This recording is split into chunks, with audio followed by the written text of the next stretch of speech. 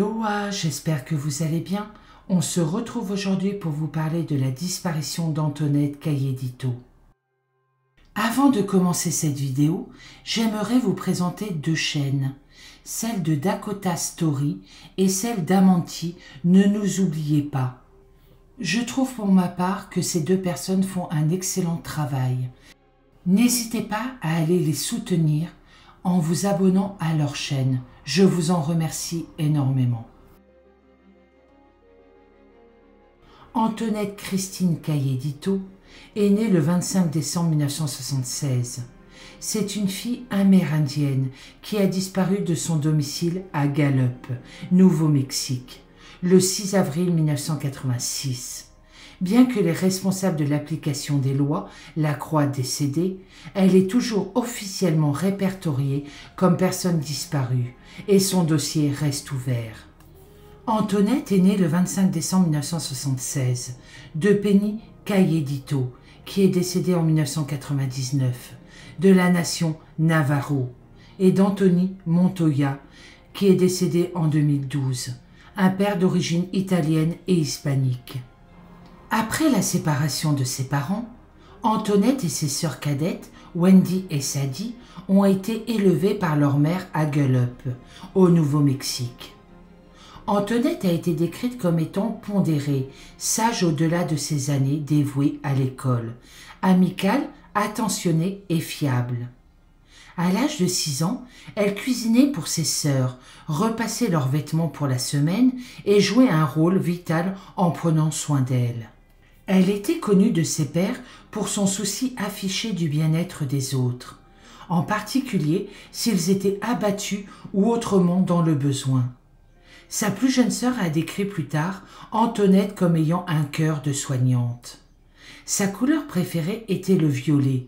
Elle aimait écouter la musique de Michael Jackson et Ronnie Milsap, et elle était surnommée Skirelle. Elle était un élève de 4e année à Lincoln Elementary School, où elle était une élève attentive et supérieure à la moyenne, qui a fait preuve d'un flair pour les sports et les activités physiques, remportant le prix présidentiel fitness dans sa 4e année. En dehors de l'école, Antoinette a également manifesté un vif intérêt pour ses études bibliques hebdomadaires et était dévouée à sa foi religieuse. Au moment de sa disparition, elle vivait avec sa mère et ses sœurs au 204 Arnold Circle, 9 Gallup. Antoinette a disparu de son domicile sur la US Route 66 à Gallup, au Nouveau-Mexique, aux petites heures du matin du 6 avril 1986. Ce soir-là, la mère de Antoinette, Penny, était sortie avec des amis dans un bar local et Antoinette, avec ses jeunes sœurs Wendy et Sadie, était avec une babysitter. Penny est arrivée à la maison vers minuit et a renvoyé la babysitter à la maison. Le lendemain matin, lorsque Penny s'est réveillée pour préparer les filles à l'école biblique, elle s'est rendue compte qu'Antoinette n'était pas dans sa chambre. Après s'être renseignée auprès des voisins, elle a téléphoné à la police. Voici les événements de la nuit. Selon Wendy, on a frappé à la porte vers 3 heures du matin. Les deux filles étaient encore réveillées et Antoinette a répondu à la porte. Quand elle a demandé qui était là, un homme s'est identifié comme Oncle Joe. Lorsqu'elle a ouvert la porte, elle a été attrapée par 2 hommes. Elle a commencé à donner des coups de pied et criant « Lâchez-moi, laissez-moi partir ». Les hommes l'ont forcée à monter dans une camionnette marron. Wendy n'a pas reconnu les hommes, elle n'a pas pu voir leur visage. Malheureusement, ce témoignage n'a été dit que 5 ans après la disparition d'Antoinette. Wendy a déclaré qu'elle n'avait rien dit à l'époque par crainte de contrarier sa mère et de ne pas être crue. 1 an après la disparition d'Antoinette, le département de police de Gallup a reçu un appel téléphonique frénétique dans lequel une jeune fille prétendait être Antoinette.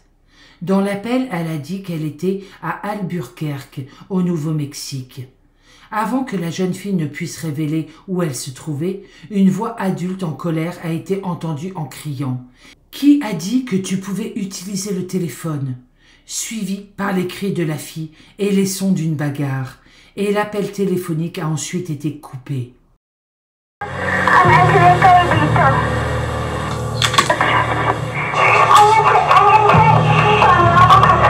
Whereabouts in Albuquerque?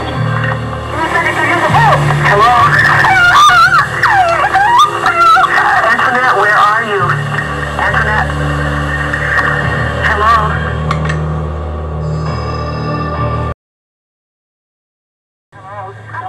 I'm Antoinette Garavito. Okay, whereabouts in Albuquerque? Hello? Antoinette, where are you? Antoinette? Hello? La mère de Antoinette, Penny, a cru que la voix était celle de sa fille, mais n'a pas reconnu la voix de l'adulte. 4 ans plus tard, en 1991, une serveuse d'un restaurant de Carson City, Nevada, rencontra une adolescente correspondant à la description d'Antoinette, en compagnie d'un couple négligé. La fille a continuellement jeté ses ustensiles au sol, essayant apparemment d'attirer l'attention de la serveuse. Selon la serveuse, la jeune fille a attrapé sa main et l'a serrée fermement chaque fois que la serveuse lui rendait les ustensiles. Après leur départ, la serveuse a nettoyé leur table et a trouvé une serviette sous l'assiette dans laquelle la fille avait mangé. Il contenait 2 brefs messages « Aidez-moi et appelez la police » écrits dessus. En 1992, Penny est allée voir une guérisseuse Navarro, dans l'espoir d'en savoir plus sur les allées et venues d'Antoinette. Elle a fait une cérémonie spéciale qui se fait dans l'espoir de contacter l'esprit d'une personne disparue. Selon elle, Antoinette est toujours en vie et pourrait avoir un enfant. Elle est détenue contre son gré, quelque part dans le sud-ouest des États-Unis.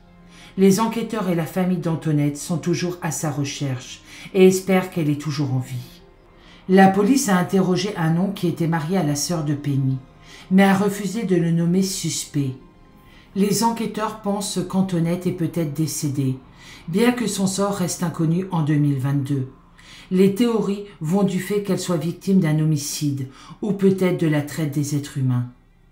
Sa mère Penny est décédée le 18 avril 1999 d'une combinaison de cirrhose du foie et de problèmes cardiaques, à l'âge de 46 ans. En 2016, la police a déclaré qu'elle pensait que Penny avait peut-être plus d'informations qu'elle n'en avait donné à la police concernant la disparition de sa fille, citant un test de détection de mensonges raté. Le père d'Antoinette, Anthony, est décédé le 17 août 2012, sans savoir ce qui est arrivé à sa fille. 3 ans après la disparition d'Antoinette, sa belle-tante handicapée de 25 ans, Louisa Estrada, sœur de Larry Estrada, a disparu le 5 septembre 1989 de Gallup. Contrairement à Antoinette, Louisa a été retrouvée vivante à Juarez, au Mexique, 1 mois plus tard, et est rentrée chez elle. Au fil des ans, il y a eu des questions sur les liens potentiels entre les 2 cas.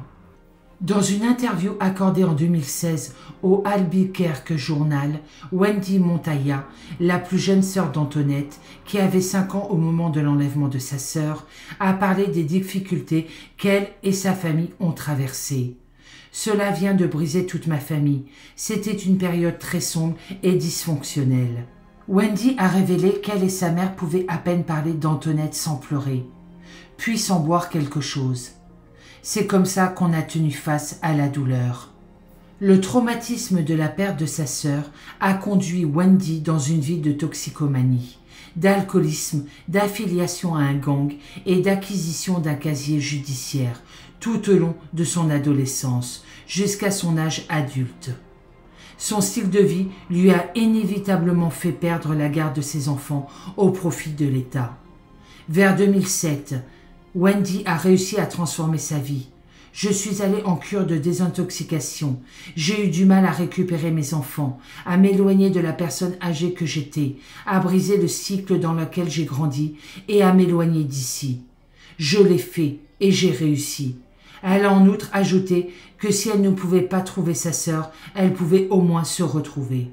Depuis 2016, Wendy résiderait à Burkensville en Californie, où elle mène une vie privée et productive avec sa propre famille et sa carrière. Wendy admet que bien que ses souvenirs d'Antoinette soient vagues en raison du fait que sa sœur a été enlevée quand elle avait 5 ans, la perte la hante toujours et elle lui manque à ce jour. Wendy maintient que sa sœur est quelque part en vie et qu'il est encore temps de découvrir la vérité sur ce qu'elle est devenue. La vie et le lieu où se trouve la sœur cadette de Wendy, Sadie, sont inconnus. Cependant, il a été rapporté que la disparition d'Antoinette et les événements qui ont suivi ont conduit les deux sœurs à se séparer. Cette disparition a détruit toute une famille. Malheureusement, à ce jour, Antoinette est toujours portée disparue. C'est la fin de cette triste histoire. Malheureusement, ce n'est pas très long, j'en suis désolée. Je voulais aussi vous avertir qu'il n'y a pas beaucoup de vidéos cette semaine car je travaille sur une très grosse vidéo qui va sortir prochainement, donc je m'en excuse.